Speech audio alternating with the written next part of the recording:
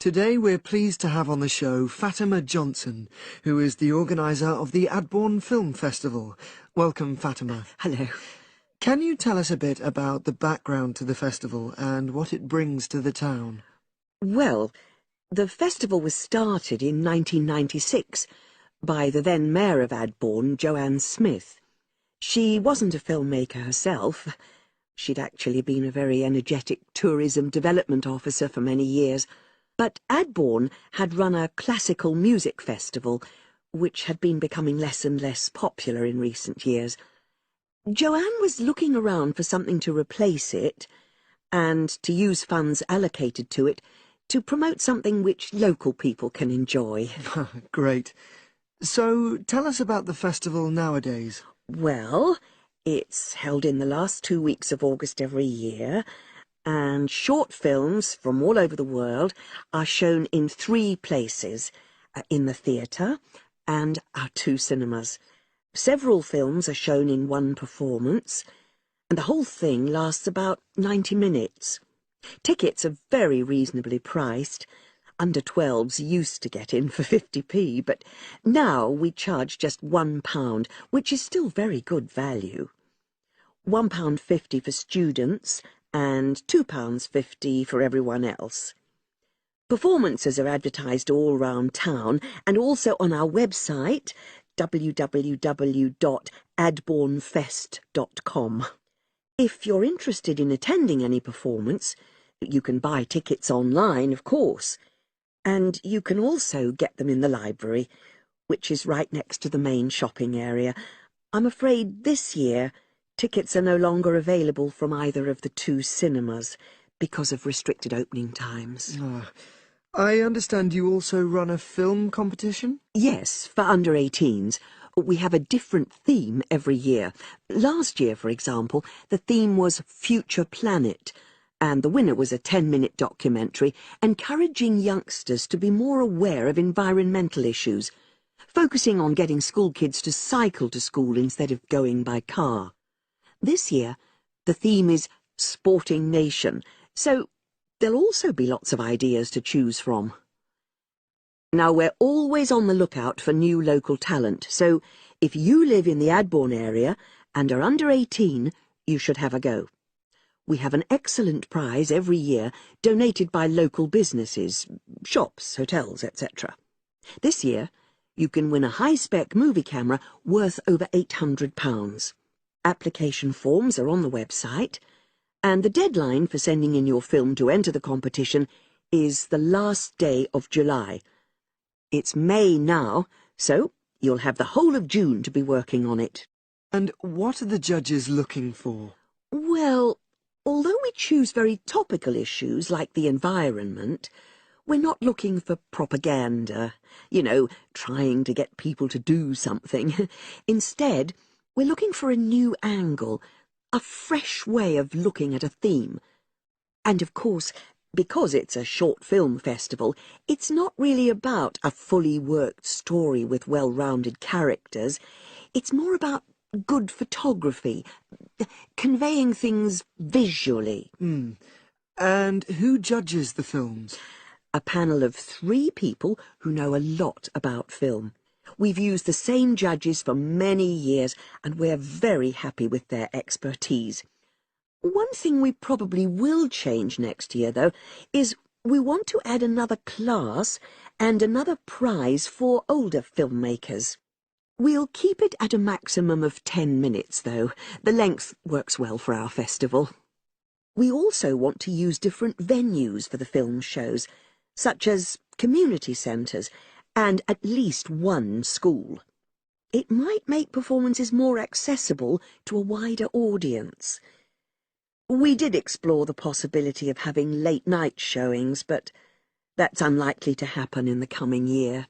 So, as I say, if anyone's interested in submitting a film for our competition, go onto our website and you'll be able to access...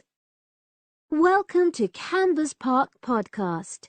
In the next few minutes, I'll tell you a little about the park and the amazing things we have to offer. We like to think that Canvas offers more than other theme parks. Like them, We have a variety of exciting rides for people of all ages, but Canberra's also places strong emphasis on the educational experience for its visitors. Not boring facts, but lots of interactive exhibits. Although it's mainly an outdoor experience, we do have some indoor activities if the weather gets too dreadful. The park's got a lovely, well-established feel, set in 80 acres of beautiful countryside, about 3 miles south of the tourist resort of Dulchester. The park was set up in 1997 by the Canberra family, but then taken over by new owners in 2004, who have maintained the original vision of the Canberras. It has lots of old trees, hundreds of flower beds, and a gorgeous lake. Canberra's has over 45 different rides, exhibits, and arcades. All but one of these is free once you've paid your entrance fee. We charge a small fee for our newest ride to reduce the length of the queues.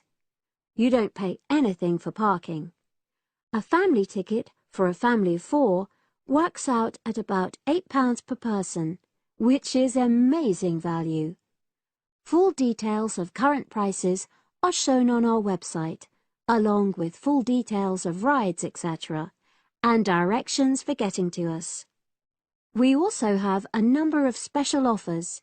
For example, if you live locally, why not join our Adventurers Club, which entitles you to 50% off ticket prices all year round, and a special lane for all rides and exhibits, which means you don't have to wait to get into any part of the park.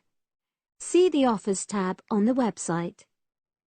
We've recently added a number of new exhibits to the park, and we're particularly proud of our Future Farm Zone, which houses over 20 different species of animals, from chipmunks to dairy cows.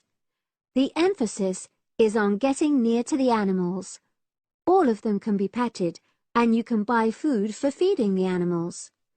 Many of our younger visitors say that this is the high point of their visit.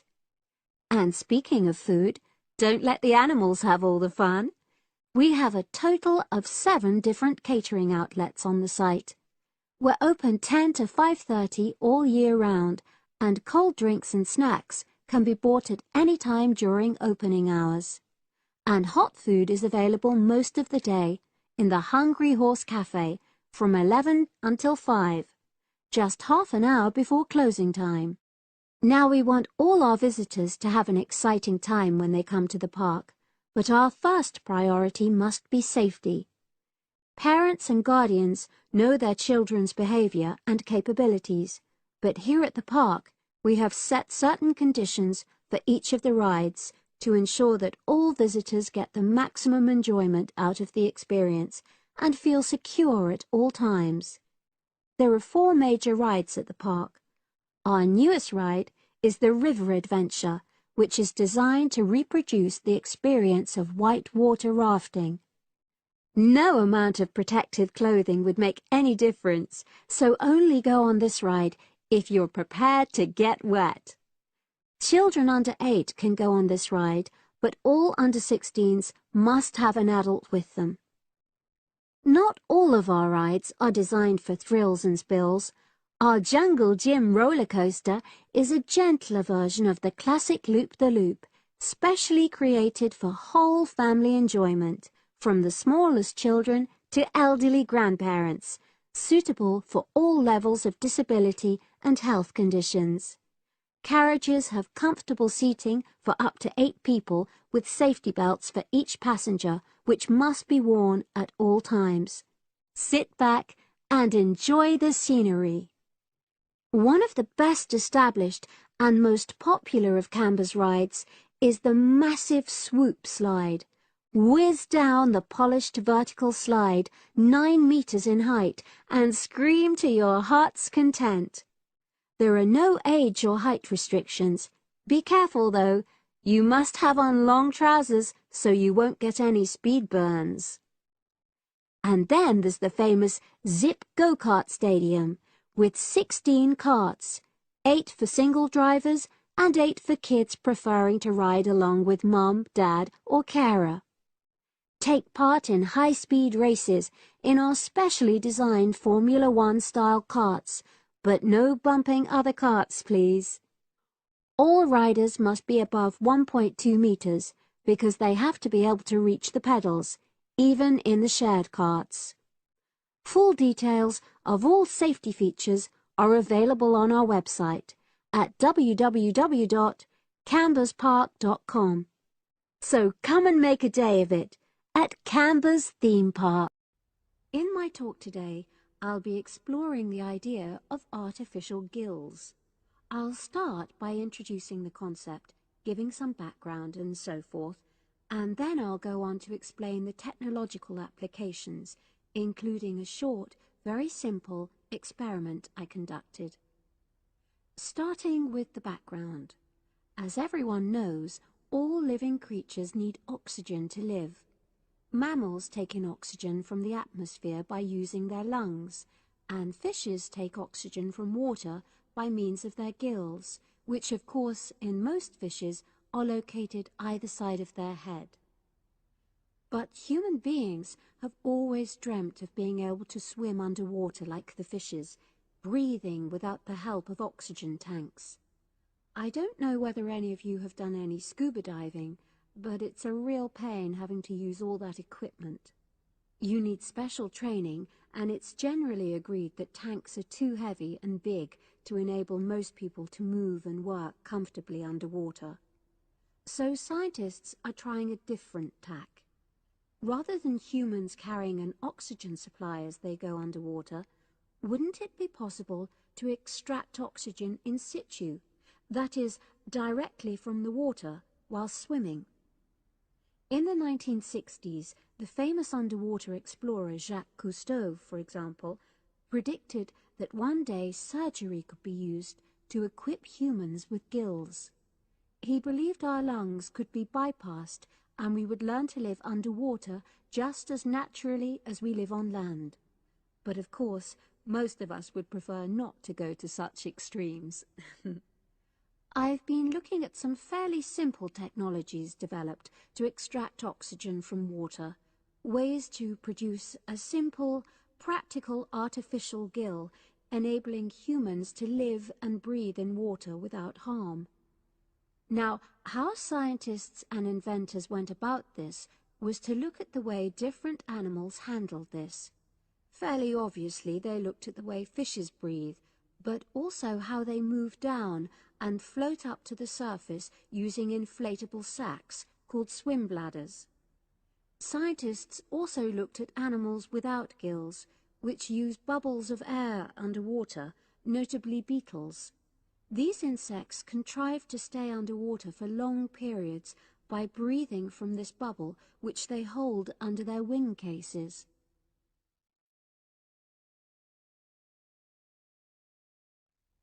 By looking at these animal adaptations, inventors began to come up with their own artificial gills. Now, making a crude gill is actually rather easy, more straightforward. You take a watertight box, which is made of a material which is permeable to gas, that is, it allows it to pass through inwards and outwards. You then fill this with air, fix it to the diver's face, and go down underwater. But a crucial factor is that the diver has to keep the water moving so that water high in oxygen is always in contact with the gill, so he can't really stay still. And to maximize this contact, it's necessary for your gill to have a big surface area. Different gill designers have addressed this problem in different ways, but many choose to use a network or lattice arrangement of tiny tubes as part of their artificial gills. Then the diver is able to breathe in and out. Oxygen from the water passes through the outer walls of the gill, and carbon dioxide is expelled. In a nutshell, that's how the artificial gill works. So, having read about these simple gill mechanisms, I decided to create my own. I followed the procedure I've just described, and it worked pretty well when I tried it out in the swimming pool. I lasted underwater for nearly 40 minutes. However, I've read about other people breathing through their gill for several hours. So the basic idea works well, but the real limitation is that these simple gills don't work as the diver descends to any great depth, because the pressure builds and a whole different set of problems are caused by that. Research is being done into how these problems might be overcome, but that's another story, which has to be a subject of another talk. Despite this serious limitation, many people have high hopes for the artificial gill, and they think it might have applications beyond simply enabling an individual to stay underwater for a length of time. For example, the same technology might be used to provide oxygen for submarines, enabling them to stay submerged for months on end without resorting to potentially dangerous technologies such as nuclear power. Another idea is to use oxygen derived from the water as energy for fuel cells. These could power machinery underwater, such as robotic devices. So, in my view, this is an area of technology with great potential. Now, if anyone has any questions, I'd be happy to answer. Yes. Good morning, everyone, and welcome to our weekly series on home improvements. Today's program is about do-it-yourself house painting. There's never been a better time for people who like to do their own interior house painting. Although people still lead very busy lives, thanks to the availability of various new DIY materials, you can now decorate your home in a more efficient and a more environmentally friendly way. In 2009 alone, approximately 53 million litres of the paint that was sold in the UK were left untouched. That's enough to fill 21 Olympic-sized swimming pools. It's easy to overestimate how much paint you'll need to decorate your room if you use guesswork. And if you know exactly how much paint is needed, you avoid unnecessary waste. There are automatic paint calculators available now. Most of the major paint manufacturers provide them. Look on their websites or just Google paint calculator and see what comes up. Then simply measure the circumference and height of the room in metres, enter this into the calculator along with the type of surface you're painting, and it will tell you how many litres of paint you'll need. But if you do end up with leftover paint, you can donate it to an organisation like Community Repaint. They will take the paint from you and redistribute it to local charities and voluntary organisations, so it goes to a good home.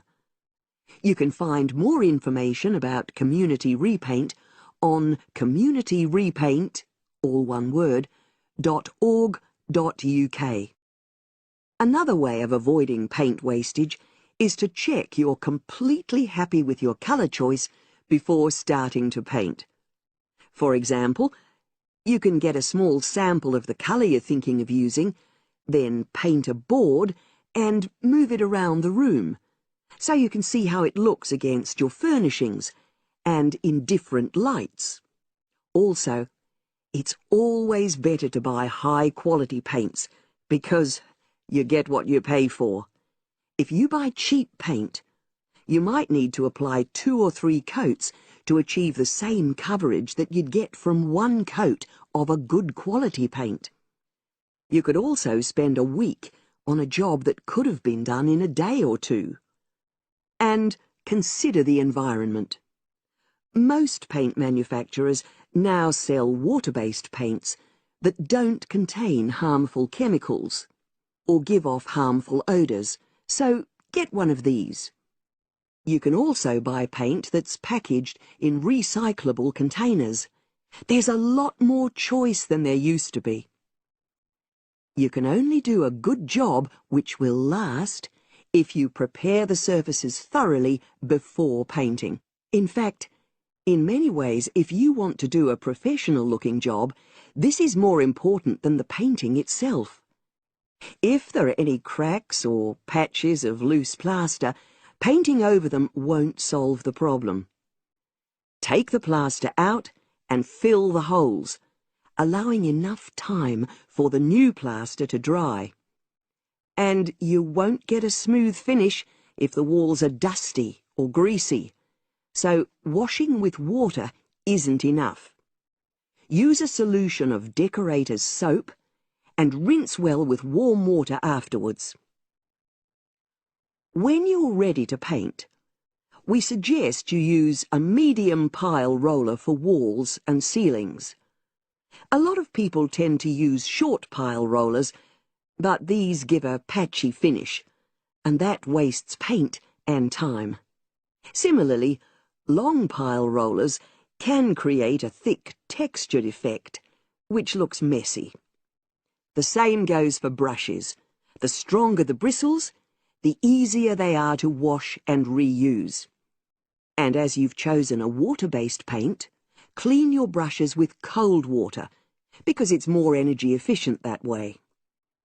As you're decorating, keep transferring small amounts of paint into a tray and keep topping it up when you need to. This reduces the chance of it being contaminated by dust and pieces of dirt. And finally, water-based paint doesn't have a lingering smell, so that's not an issue anymore. But it's airflow rather than heat that helps the paint dry quicker. So, to help finish the job in the quickest time, leave your doors and windows open. The faster the paint is dry, and the job finished, the quicker you can start enjoying your room. In tomorrow's program, I'll be giving some advice on... Good afternoon. This is the first of a series of lectures I'll be giving about engineering for sustainable development. I'll be presenting examples of engineering projects from a variety of contexts, and today I'm going to talk about a project to design a new kind of greenhouse for use in the Himalayan mountain regions. First of all, I'll tell you about the problem which was the context for this project. In the Himalayan mountains, fresh vegetables and other crops can only be grown outside for about 90 days during the summer, because the altitude of the region is around 3,500 meters, and because the rainfall is so low. In winter, temperatures fall below -25 degrees centigrade, so fresh vegetables have to be imported. They arrive by truck in summer or by air in winter, which makes them expensive. Local people rely on dried leafy vegetables and stored root crops during the winter, and rarely eat fresh vegetables. But despite the sub-zero temperatures, the skies over the region are cloudless, and there are over 300 sunny days per year. So, an engineering solution was needed to exploit the sun's energy and protect locally produced plants from freezing during winter. And in fact, there had been programs in the past to provide greenhouses, but these were unsuccessful. The greenhouses weren't adapted for local conditions, so they tended to fall into disuse. So, a few years ago, a project was initiated to design a better greenhouse, one which would meet the criteria for sustainability.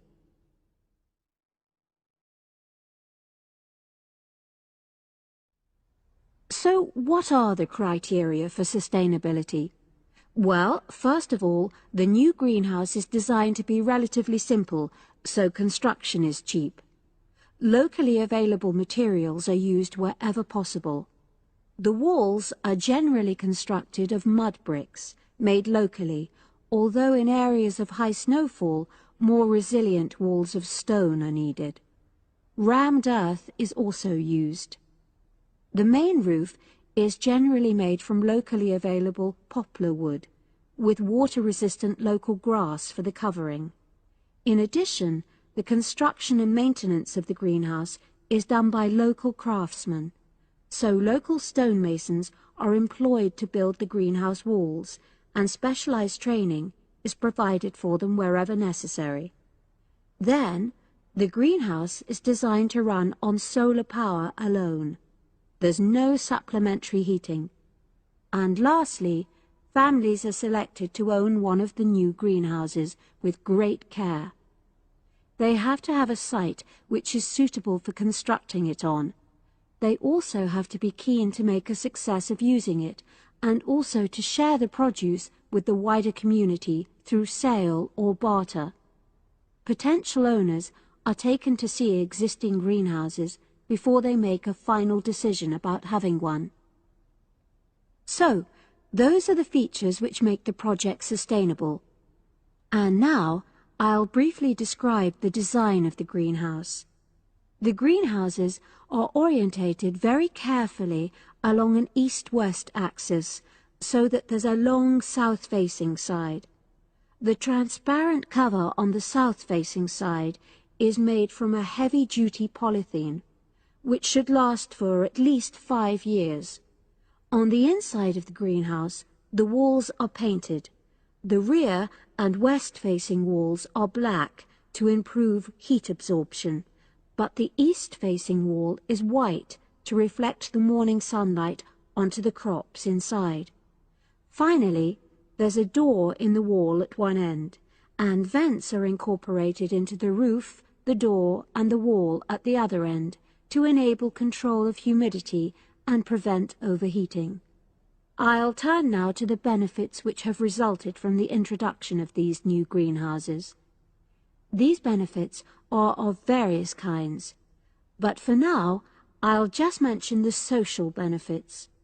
First of all, people who own a greenhouse gain social standing in their communities because they provide vegetables for the wider community, for regular consumption as well as for festivals, and they also earn income. Secondly, because in rural areas it is women who usually grow the food, the greenhouses have increased their opportunities. They bring the benefits of improved nutrition and increased family income from the sale of surplus produce. And thirdly, as a result of their improved financial position, some families can now afford to educate their children for the first time.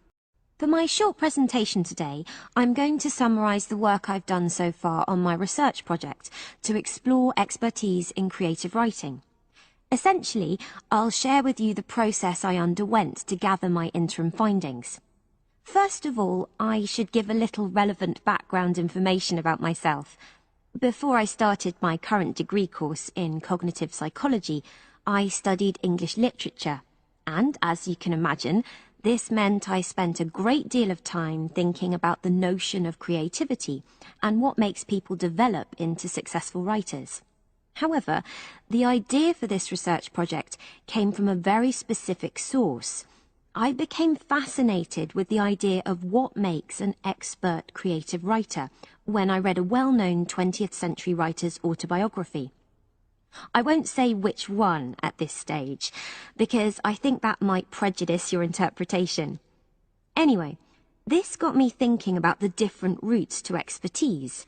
Specifically, I wondered why some people become experts at things, whilst others fail to do so, in spite of the fact that they may be equally gifted and work equally hard. I started to read about how other researchers had explored similar questions in other fields. I began to see a pattern that those studies which involved research in a lab were too controlled for my purposes, and I decided to avoid reading them. I was quite surprised to find that the clearest guidance for my topic came from investigations into what I call practical skills, such as hairdressing or waiting tables. Most of these studies tended to use a similar set of procedures, which I eventually adopted for my own project.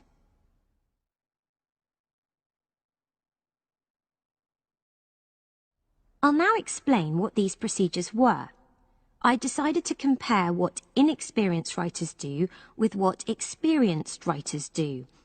In order to investigate this, I looked for 4 people whom I regarded as real novices in this field, which proved easy, perhaps unsurprisingly.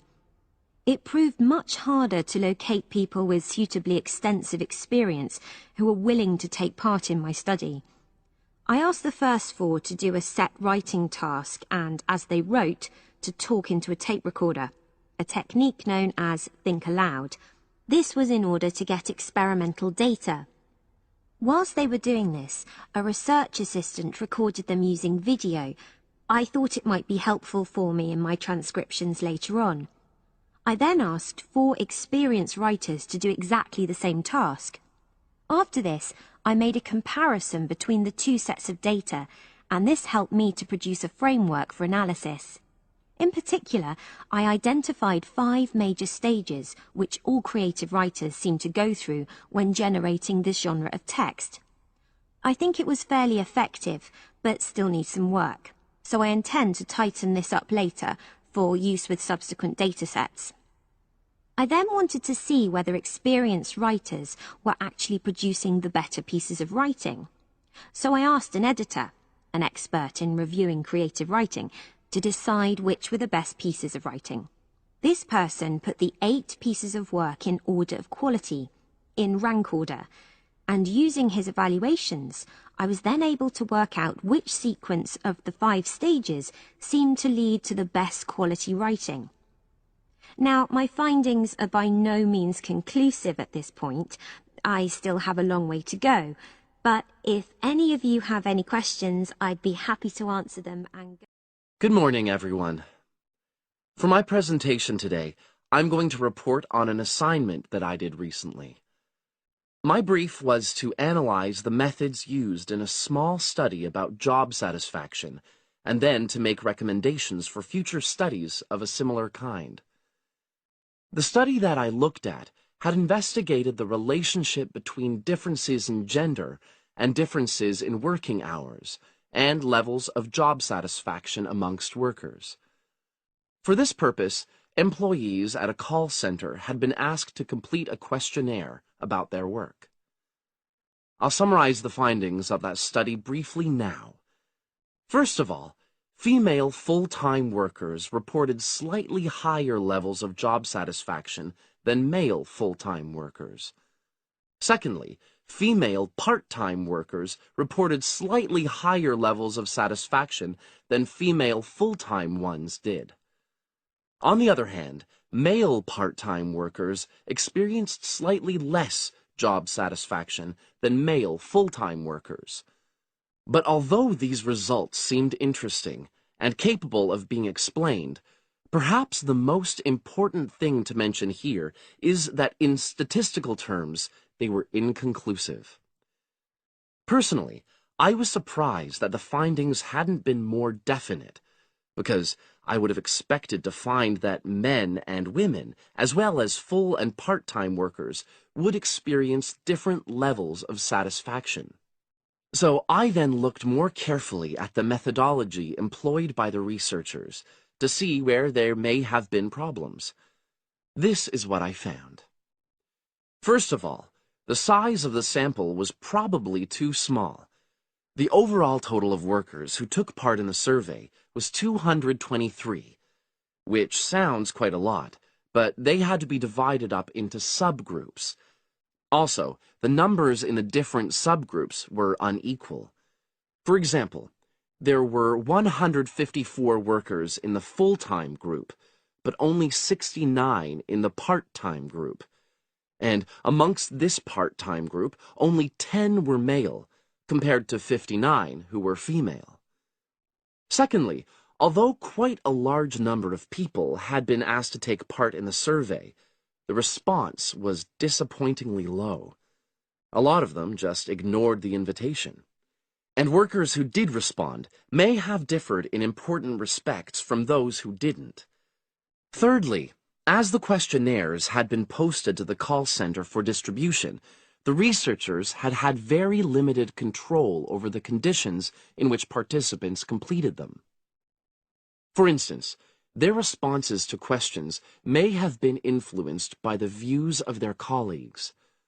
All these problems may have biased the results.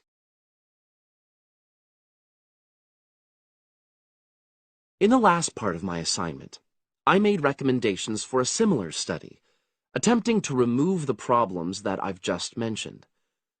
Firstly, a much larger sample should be targeted, and care should be taken to ensure that equal numbers of both genders and both full and part-time workers are surveyed. Secondly, the researchers should ensure that they are present to administer the questionnaires to the workers themselves. And should they require the workers to complete the questionnaire under supervised conditions so that the possibility of influence from other colleagues is eliminated. Finally, as workers may be unwilling to provide details of their job satisfaction when they are on work premises, it's important that the researchers reassure them that their responses will remain confidential, and also that they have the right to withdraw from the study at any time if they want to. By taking measures like these, the reliability of the responses to the questionnaires is likely to be increased, and any comparisons that are made are likely to be more valid. So, that was a summary of my assignment. Does anyone have any questions? Good morning, everyone, and welcome to our outdoor survival program. As you know, this week you'll be learning some of the basic information and skills you need to look after yourself independently in the outdoors. These first 2 days will be based here in the classroom, and then we'll be taking a camping trip to put into practice some of the things you've learned.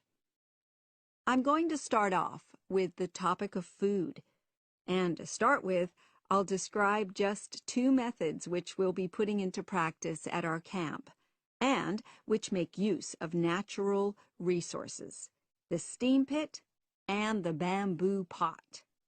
I've got 2 posters here to make things clearer, and I'll start with the steam pit here. To make this, you'll need some dry sticks, some grass, some loose earth, and some stones. And for this week only, some matches. The first thing you do is to dig a shallow pit in the place you've chosen to do your cooking. Let's say about 25 centimeters deep and 30 centimeters wide. Your sticks have to be a bit wider than the pit because you have to put a line of them along the top from one end of the pit to the other. Before setting light to these, you take some large stones and arrange them on top. Then you start the fire and wait till the wooden platform burns through and the stones fall into the pit. At this point, brush away any pieces of hot ash from the stones. You can use a handful of grass, and then take another stick and push it down into the center of the pit, between the stones. After that, you cover the whole pit with a thick layer of grass. And then you can put your food on it, wrapped in more pieces of grass, like parcels. Finally, cover the whole thing with earth. You have to pat it firmly to seal the pit. Then all you have to do is take the stick out and pour a bit of water into the opening that it leaves. It should take about 4 hours for your food to cook, as it cooks slowly in the steam that's created inside the pit. Simple, but effective. The other method you're going to practice this week is the bamboo oven. Now, the steam pit is ideal in certain conditions because the heat is below ground level. For example, if there's a strong wind and you're afraid a fire might spread. But when it's safe to have an open fire, you can use the bamboo oven method. You get a length of bamboo, which, as you probably know, is hollow and consists of a number of individual sections with a wall in between. You use a sharp stick to make a hole in each of the dividing walls apart from the end one. Then you lean the bamboo over a fire, with the top propped up by a forked stick and the bottom sitting on the ground. You pour enough water in the top to fill the bottom section, and then light a fire underneath that section to heat the water. Then you put your food inside the top section, and the steam coming up the bamboo through the holes you made cooks it. I'm going to move on now to food itself and talk about some of the wild plants you might cook. I'm going to begin with fungi. That's mushrooms and toadstools. I'm sure you'll be aware that some of these are edible and they're delicious, but some of them are highly poisonous.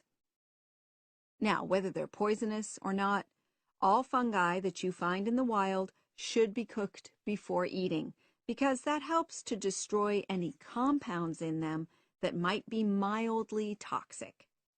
But be aware that any amount of cooking won't make poisonous varieties any safer to eat.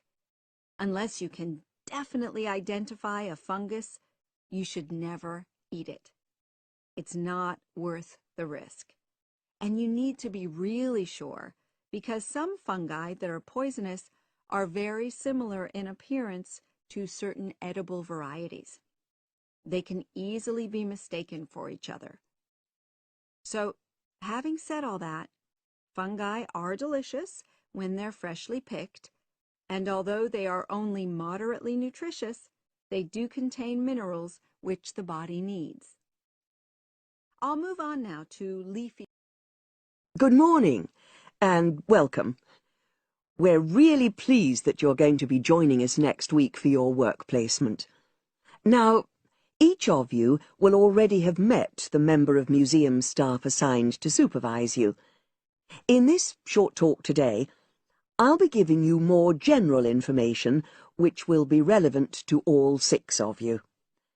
Your normal working day is 9 to 5 p.m, but on Monday, because it's your first day, we'd like you to arrive at 9:15.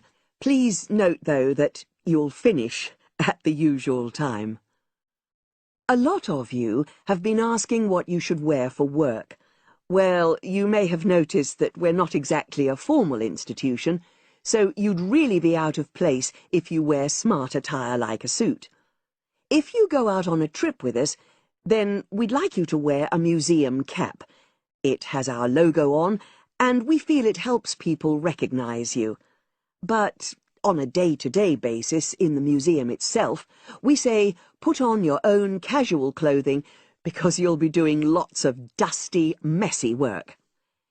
Now, we don't have an enormous number of rules, but work placement is an excellent preparation for the real world of work, and we expect you to be very punctual and reliable. If you're not well, or there's been a hold-up, then what we ask you to do is ring the museum receptionist. He will be in the museum well ahead of opening time, and he'll inform your own personal supervisor in the museum. If you're away for more than 1 day, we'll inform your school tutor. They'll obviously need to make a note of your absence and follow up if necessary. But most of all, we hope you really enjoy yourselves during the placement. Students say they have a lot of fun, whether it's working with kids in our art workshops held every Monday, or, the most popular, when they go out on our outreach work to residential homes, recording elderly people's memories of school days for our oral history project. So, we hope you feel excited by the prospect of starting next week and well prepared. Your personal supervisor will be there to help you with our health and safety requirements when you start next week, and your supervisors will also brief you about the background to the museum, summarizing all the huge amount of information on our website. In the next couple of days, it might be worthwhile if you get hold of evaluations and other notes made by students who've worked with us before. You can get a lot of pointers from them. Now, before I finish today, I wanted to help you find your way around the museum. When you start next Monday, the first thing you'll need to do is sign in. Come through the main entrance, and you'll see the main staircase straight ahead. To the right of this is the statue of the horse, and just behind that is a door. Go through that, and that's the sign-in office. Now, on the first day, you'll be working in Gallery 1. You'll find this as follows. In the central courtyard area, close to the entrance, There's a large chest where visitors put donations for the museum. The door just behind that leads to Gallery 1. The workshop you'll be taking part in starts at 11, but if you want to go in earlier, you can get the key and let yourself in. The key box is quite hard to find. Walk behind reception, and it's between the large gallery and the bookshop. I haven't mentioned breaks, lunch, etc. Unfortunately, our cafe's closed at the moment, so your best bet is to bring a packed lunch. We tend to have our sandwiches in the kitchen area. Go round the reception desk, and you'll see a small circular cabinet. The door to the kitchen area is just behind that. Now, every day, we put up notices about what's happening in the museum. Your supervisor will brief you, but if you want to check up on details, look on our staff notice board.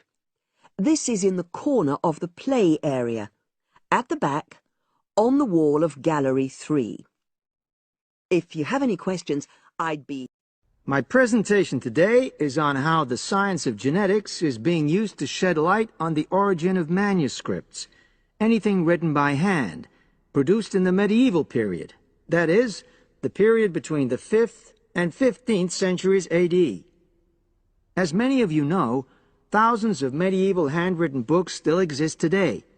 Some of them have a clear provenance. That is, we know exactly where and when they were written. But the origin of many manuscripts has been a complete mystery. That is, until 2009, when geneticists started using DNA testing to shed light on their origins. But before looking at the new research, I need to explain something about the way the manuscripts were produced, particularly what they were written on. Virtually all were written on treated animal skins, and there were essentially two types. The first was parchment, which is made of sheepskin. It has the quality of being very white, but also being thin. It has a naturally greasy surface, which meant it was hard to erase writing from it.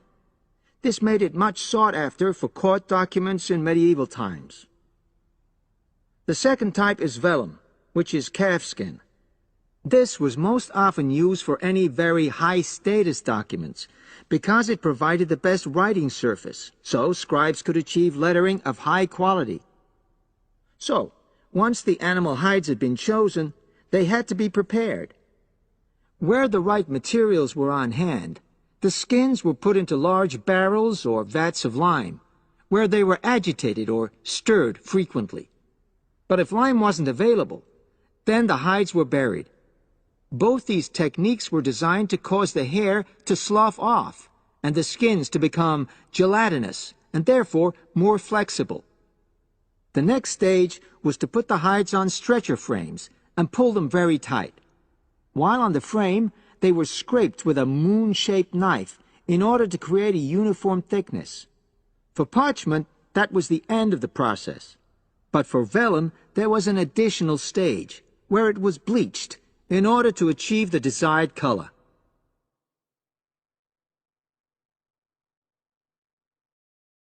So, what does all this preparation mean for the quest to identify the origins of mystery manuscripts? Well, until recently, the only way historians and other academics were able to guess at origins was either through the analysis of the handwriting style or from the dialect in which the piece was written. But these techniques have proven unreliable for a number of reasons. It was thus decided to try to look at the problem from a different angle, to start from what is known, that is, the small number of manuscripts whose origins we do already know. Because these parchments and vellum are both made from animal hides, it was possible to subject them to DNA testing and to identify the genetic markers for the date and location of production. From this was created what is known as a baseline. The next stage was to test the mystery manuscripts, finding their DNA characteristics, and then making comparisons between the known and the mystery scripts. Genetic similarities and differences enabled the scientists to gain more information about the origins of the many manuscripts we had known virtually nothing about up to that point.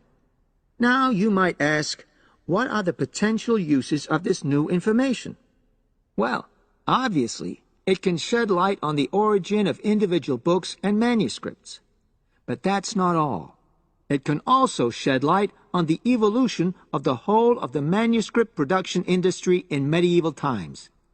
And because that was such a thriving business, involving very large-scale movements right across the globe, the new data in turn help historians establish which trade routes were in operation during the whole millennium. Now, if anyone has any questions... For my presentation, I'm going to summarize what I've found out about efforts to save one plant species, the juniper bush. It once flourished in Britain and throughout the world's temperate zones, but over the last few decades has declined considerably. Before I go on to explain the steps being taken to save it in England, let me start by looking at some background information and why the juniper has been so important in cultural as well as ecological terms, historically and in the present day. Firstly, I want to emphasize the fact that juniper is a very ancient plant. It has been discovered that it was actually amongst the first species of plants to establish itself in Britain in the period following the most recent Ice Age. And, as I say, it has a much valued place in British culture. It was used widely as a fuel during the Middle Ages because when burnt, the smoke given off is all but invisible, and so any illicit activities involving fire could go on without being detected. For example, cooking game hunted illegally. It also has valuable medicinal properties. Particularly during large epidemics, oils were extracted from the juniper wood and sprayed in the air to try to prevent the spread of infection in hospital wards. And these days, perhaps its most well-known use is in cuisine, cooking, where its berries are a much valued ingredient, used to flavour a variety of meat dishes and also drinks. Turning now to ecological issues, juniper bushes play an important role in supporting other living things. If juniper bushes are wiped out, this would radically affect many different insect and also fungus species. We simply cannot afford to let this species die out.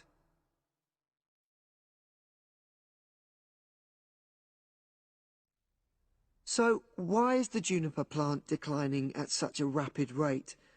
Well, a survey conducted in the north and west of Britain in 2004-5 showed that a major problem is the fact that in present-day populations, ratios between the sexes are unbalanced, and without a proper mix of male and female, bushes don't get pollinated. Also, the survey found that in a lot of these populations, the plants are the same age, so this means that bushes grow old and start to die at similar times, leading to swift extinction of whole populations. Now, the charity Plant Life is trying to do something to halt the decline in juniper species. It's currently trying out 2 new major salvage techniques, this time focusing on lowland regions of England. The first thing it's trying is to provide shelters for the seedlings in areas where juniper populations are fairly well established. These, of course, are designed to help protect the plants at their most vulnerable stage. A further measure is that in areas where colonies have all but died out, numbers are being bolstered by the planting of cuttings which have been taken from healthy bushes elsewhere. Now, I hope I've given a clear picture of the problems facing this culturally and ecologically valuable plant, and of the measures being taken by Plant Life to tackle them.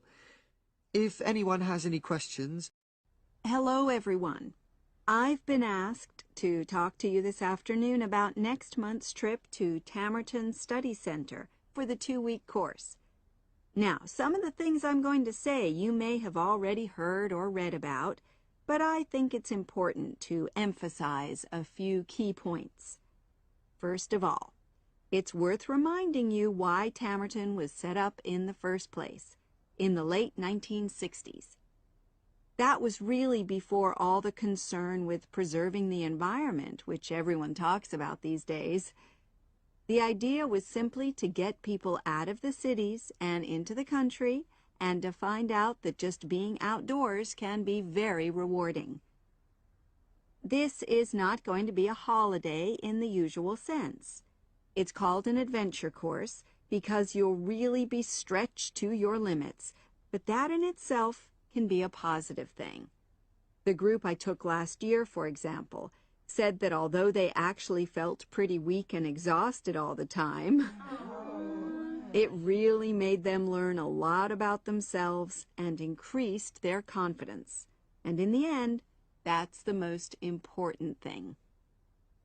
Now, all of you knew about policies at Tamerton before you signed up for it, so you know that in many ways it's quite old-fashioned.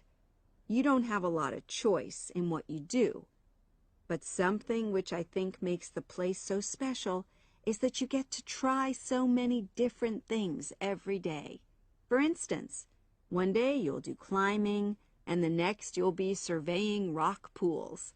It's not intended that you become an expert in any of them. It's more like a taster, which you can follow up if you want. And there isn't a lot of free time. Organized activities and talks, etc., go on until 9 p.m., and lights go out at 11 p.m. There are table tennis tables with all the equipment and board games, though I have to say the pieces often go missing, so it's a good idea to take your own. There's a DVD player with a good selection of films suitable for this age group, so don't take yours. Bedtime at 11 p.m. is strictly enforced, and there's a good reason for this. You're all under 18, and we organizers need to know that all group members are accounted for in the house as we close for the night. And of course, you'll be so exhausted anyway that you'll be too sleepy to want to cause any trouble. Now, what should you pack? The information sheet tells you a lot about what clothing to bring. But what about other things? Well, Tamerton House has its own small shop, but anything there is several miles away, so you won't have many opportunities for buying supplies. So in this last part of my talk, I'm going to explain what objects you should take with you to the center, what you can take if you want, and also, very importantly, what you cannot take. Several of you came up to me before this talk and asked whether you can take things like kettles or hair dryers. The answer is there are plenty of these electrical appliances available in the center, and they are of the proper voltage and are checked regularly. Yours may not be, so the rules at Tamerton say you can't bring them into the center because it's considered a fire risk. Remember, it's a very old house. Now, another question was about cell phones. Although you definitely can't have them on during inside talks, you equally definitely need them when you're out on exercises. So they're a must, I'm afraid. Anybody who wishes to talk to me about borrowing a phone for the fortnight, please see me after this talk. Now, the weather's heating up at the moment, and you'll be outdoors a great deal. If you wear proper clothing, especially a hat, sun cream is optional. Also, they sell high-factor cream in the shop, so you don't have to take any of your own unless there's a special kind you use. Now, there's a special note about things like deodorants, which come in aerosol cans. I need to tell you that these are banned in the center because apparently they have the habit of setting off the fire alarms. If you want to take an aerosol can, you'll actually be at risk of being told to leave. And finally, people have been asking about whether they need to take towels. Well, the center does provide 1 towel per guest, which you're required to wash yourself. If you're happy with that, then don't bring another. If not, take one of your own. Just remember how much outdoor exercise you'll be doing and how dirty and wet you'll be getting. Good evening, everyone. You're all likely to be familiar with pictures of the tawny owl. Because of all the owl species in the UK, it's actually the most common one. But the chances are that you're more likely to have heard one than actually seen one, as it's also strongly nocturnal. This means that it normally ventures out at night. So, what kind of habitat does the tawny owl prefer?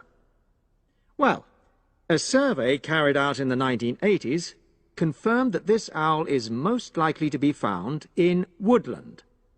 If you look at a map of tawny owl distribution across Britain, you'll only see gaps in the treeless marshy areas of eastern England and in some of the more upland parts of northwest Scotland. However, you can sometimes find populations of tawny owls in urban areas too, either in parks or in large gardens. The tawny owl shows some obvious adaptations to its natural habitat. For example, both its wings and its tail are short, which helps it to maneuver through the trees. Also, the bird's plumage is a mixture of brown and grey, and this provides suitable camouflage for when the owl perches up against a tree trunk. Then there are its large eyes. The tawny owl's visual capacities are considerably better than those of humans, and although it can't see in complete darkness, it's sufficiently well equipped to be able to navigate its way around woodland on all but the most overcast nights. Another factor that contributes to the tawny owl's success as a hunter is its excellent memory of the layout of different areas. If you combine this ability with the owl's strongly territorial and sedentary nature, most populations of tawny owl are sit-and-wait predators, you realize that it has a good opportunity to predict where prey might be found. Finally, as well as having large eyes, the owl's sense of hearing is excellent, and this helps it to locate potential prey as it sits on its perch.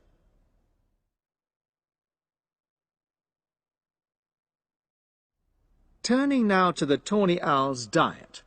Woodland tawny owls feed mainly on mammals, especially small ones, such as wood mice and bank voles. But they'll also take things like frogs or bats, or even fish, if they happen to be available. In urbanized landscapes, the owls seem to prey more on birds. So there are some differences there. Let's just look briefly now at survival rates in the tawny owl. Young tawny owls face a difficult time once they leave home, and 2 out of every 3 are likely to die within their first year. So, with such high mortality levels, it's a good job that established breeding pairs can produce young over a number of seasons and maximize their chances of passing their genes on to the next generation of owls. I've already mentioned the sedentary nature of the tawny owl, but it's not just adult tawny owls that are sedentary in their habits. Young birds, dispersing away from where they were born, rarely move far. The average distance is just 4 kilometres. There also appears to be some reluctance to cross large bodies of water. The owl is absent from many of the islands around our shores, with only occasional sightings in Ireland and the Isle of Wight off the south coast of England. Right, well, now I'll show you some photographs that have been taken in 1 or 2... Valley and estuary of the River Trelor forms an unspoilt, beautiful landscape, rich in both wildlife and sites of historic interest. There are many ways to explore the area, and public transport links are good. It is possible to leave your car behind and travel by boat, train, or bus, with just short walks in between stops. The Trelor Valley passenger ferry runs between villages along the river estuary and provides a link with a train station at Barry, which is about 10 minutes' walk from the riverside village of Calton. In the past, the river was the main form of transport in the area, and as in the past, today's ferry service operates according to nature. The river estuary is tidal, and so the ferry timetable differs from day to day, according to the times and height of the tide. The ferry is also seasonal, normally running between April and September, depending on the weather. A timetable for the whole year can be downloaded from the internet by visiting www.trelorferry.co.uk.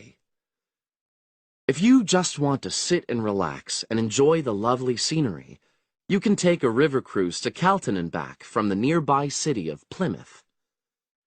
In the past, steamships brought early tourists along the same route. Queen Victoria and her family enjoyed such a trip in 1856. The journey is quicker these days. The round trip takes between 4 and 5 hours, depending on tides and weather. If you prefer, you can travel upriver by boat and return to Plymouth by train. All cruise boats and trains have wheelchair access. For more information and for departure times, ring Plymouth Boat Cruises on 017-528-23104. Trains run several times a day throughout the year between Calton and Plymouth, with various stops in between.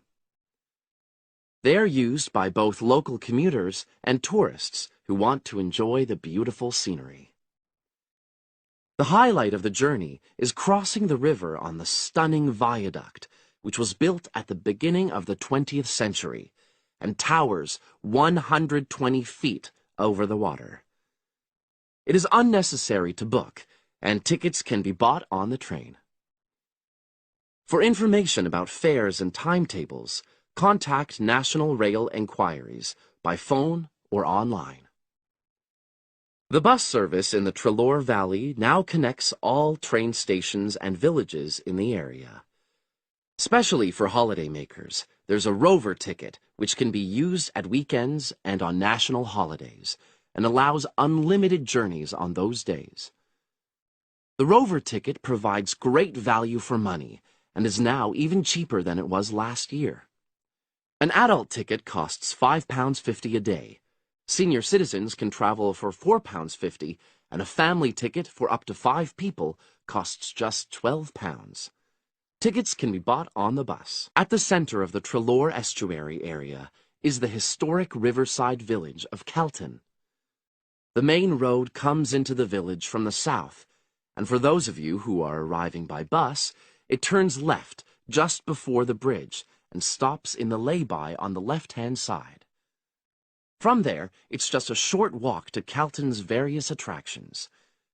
If you're arriving by car, you have to leave it in the main car park. Go over the bridge and take the first turning on the right. Then go on until you come to the end of that road. It's the only place to park in Calton, but there's no charge. If you're interested in local history, there's a museum in Calton with farming, fishing, and household implements from the late 19th century. As you come in from the south, cross the river and go straight on the same road until you reach the end. Also, on the subject of history, you can go and see the old mill, which has recently been renovated and put back into use.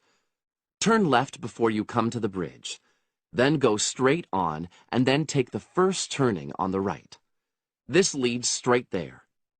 If you're interested in arts and crafts, there's a potter's studio where you can watch the artist at work. After crossing the bridge, turn left, and it's the second building on the left. Finally, when you feel in need of refreshments, there's a cafe opposite the old boathouse and a picnic area near the